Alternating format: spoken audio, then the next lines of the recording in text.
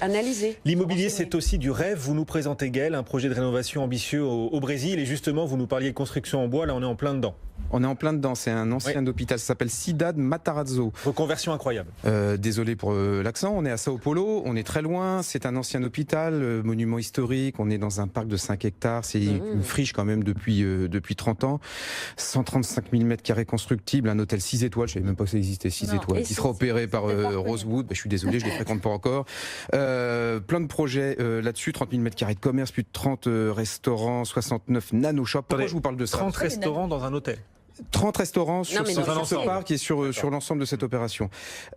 Donc c'est une opération de rénovation urbaine comme on n'a jamais vu. Pourquoi je vous parle de ça? Parce qu'en fait c'est un Frenchie qui est à la base de ça. C'est Alexandre Allard, quelqu'un à qui on a fermé la porte sur l'hôtel de la Marine, qui avait un projet de refaire cet hôtel de la Marine, place de la Concorde, qui n'est plus rien du tout aujourd'hui, qui va devenir des bureaux lambda, qui va accueillir 3 pauvres expos. Donc voilà, c'est quelqu'un à qui on a fermé la porte en France et qui a été faire ce qu'il aurait pu faire en France. Il était le faire au Brésil. Il a emmené dans ses valises Jean Nouvel, il a emmené Rudy Ricciotti.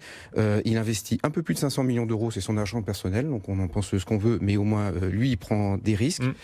Voilà, c'est juste ça qui était bluffant. On découvre les images, pas mal, ça a l'air pas mal. C'est assez bien.